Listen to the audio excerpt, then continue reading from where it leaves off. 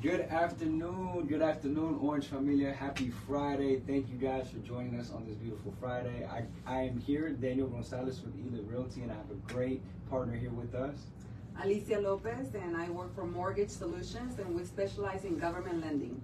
Yes, ma'am. As you heard it here first, and we have a very special topic for you guys today, where we are going to jump into VA loans, right? There's a lot of moving pieces that come with these programs, and first and foremost, really would like to start with Alicia giving us some information about, what has been your experience and things of that nature working with Mortgage Solutions. So with Mortgage Solutions, like I said, we specialize in government lending. One of the main programs is VA loans. A VA loan is a benefit that the veteran has it needs to buy a home. So it's a loan to buy a home. And it's a lot of flexibility with the program, so that's the number one, go-to program to look after when a veteran is ready to buy a home. It's like looking to that one first. Yeah, and from what I've been hearing, like VA loans are the best loans you can get on the market, right? That is correct. That is correct. Absolutely. Well, yeah, going straight into it. Given the market that we're in right now, Alicia, things are a bit unpredictable. How can people win with VA loans right now? So VA loans, it's a program that has a lot of flexibility. It's 100% financing. It has no mortgage insurance. There's no limit. Like if it is a $500,000, a $300,000, $200,000, $1 million, the veteran can get 100% financing. If it is the first time that they're buying, we have to look into their eligibility, but basically it's an all-win all around. This is the best program out there. My experience, the best program out there for a veteran. So that will be the first loan that they should be looking into. Any mortgage lender will look for the best option for the veteran, but that'll be the top priority. Right. A lot of flexibility. The two income ratios, we can go up to 65%, so they can have qualify for a little more, purchase power. So it's a win all around. Right. So one more thing, I forgot. The main thing. No minimum required credit score. So the customer can have, a 600, a 500, it's like we focus on the last 12 months of payment history, but no minimum required credit score. We have no overlay, so no additional extra things that we put on top of the regular guidelines that the VA office requires. Yeah, no, that's crazy. So let me just make sure I'm intaking this all correctly. Okay. So up to $2 million, no purchasing as no down payment, up to $2 million? Or? So if the customer has the full eligibility, right. There's the full eligibility, and we'll get into that. So full eligibility, you can go up to the millions, as it's essentially nothing down. You could go nothing with the credit score. Well, not nothing, but essentially there's not a limitation with credit. Yeah, no minimum required credit score. Right. And there was another thing we had touched on. So they can have also no credit score, right? Somebody can have bad credit, somebody can have good credit, or somebody can have no credit. We can do also no credit.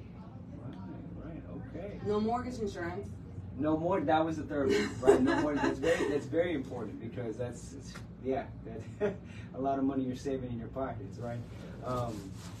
And given that, Alicia, there's so many good things to go about with VA loans. How does one find out if they're eligible or not for a VA loan? So it all depends on, of course, if they exited the military, they have a form that is DD-214, and right. If they don't have one, they can request one at va.gov, or they can call the VA office and they can request one.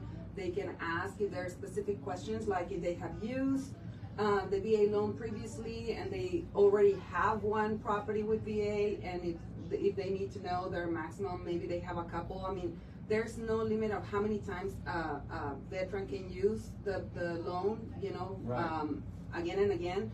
But if they kept it and then they did another VA loan, it's like, of course, your eligibility, it's like you have certain amount that you can go up to, and if you have used all, you might not be able to use it again. But you can always refinance and put, one of the properties that you have as a conventional financing to free up, your eligibility again, and reinstate it. Man, that's crucial though. Those are like nuggets that people, don't necessarily get with not speaking to a lender, right? That's why it's crucial for you guys to talk to Alicia and talk to your dedicated lender professional and get these nuggets, because having information like that, I mean, I know VA folks who don't know that they can have more than one VA loan, or depending on how they use their eligibility, you can use it more than once, right, if you use it correctly.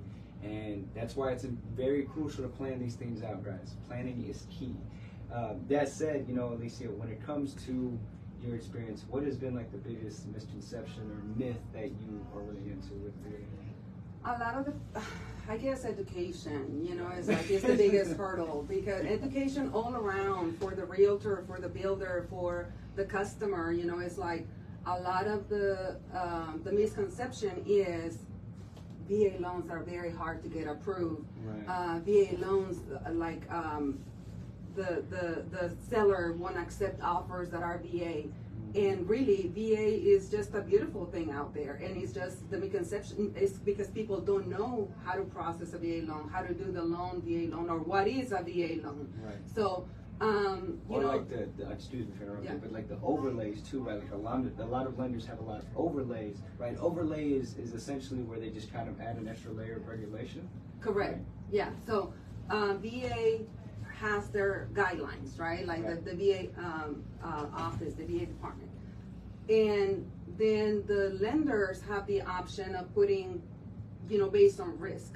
So they're saying, we're not gonna lend to a customer that has a credit profile with a 500 score, or with 600 or 640 and above only.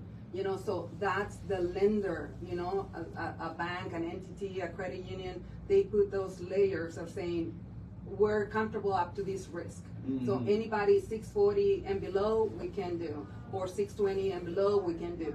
It's like, so for us, in my company, we don't have that. We go really, whatever the veteran, department says, the guidelines, that's what we do. So, wow. Which is extremely important, because if you cannot qualify somewhere else, that doesn't mean that you cannot qualify with another mortgage company. So always check on those things, and know and understand and ask questions. The main thing is ask questions. You have to get the right information, and then do what's best for you, for your family, for your future. At the end of the day, so you can be paying rent, or you can be paying somebody's rent. Mm-hmm. So well, it's like they say, you're either paying your own mortgage or you're paying someone else. Exactly. Right? Yeah. So yeah, it's very crucial that the biggest misconception is that people don't ask enough questions, right? Correct. Correct. Yeah. Well, I don't know if we have any questions in the chat for us right now. Yes, we have a question. Mm-hmm. Can VA use commercial loans?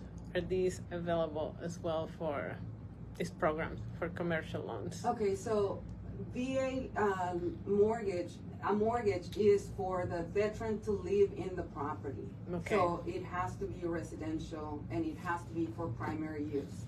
Now, the veteran has to live in the property for 12 months, and then they can go and buy something else and move out of there. But going into a mortgage with a VA, through the VA loan, the veteran has to make the commitment to live in the property for 12 months. Of course, unless they're like deployed somewhere, Okay. But essentially, they can go up to 4 units on a residential property. Yes. So okay. So you can be a single family residence, a duplex, like 2 units, 3 units, up to 4 units. Up to 4 units. But so quadruplex. In one, they have to occupy. Right, one of the units have to occupy. Okay. But commercial, VA doesn't go for commercial. No, it's not a commercial loan. So, but if it's for rental or something, if it's a duplex, they can rent one side and they can leave. But the requirement is the veteran has to occupy the property, one of the units, as primary residence. Fantastic. Okay, thank you. Do you have any other questions? No other questions. Great. Well, guys, as you heard here, there's a lot of other factors that play into this stuff, and other ways you could win with these types of loans. Number one thing is to ask questions and get in touch with your local professional, like Alicia Lopez here, or whoever your lender is outside of, if you're not in Texas. If you're not in Texas and working with Alicia, I don't know what you're doing, but but we can let you know 50 states, so you can just reach out. Yes, so just reach out and ask questions. And if you're just thinking about buying, If you're in the process of buying, or if you have bought a couple of years ago and you have questions, you can still just call me. My cell phone number, 956-525-2802. It's also going to be in the comment section, so my contact information, everything is going to be there. Ask questions, call.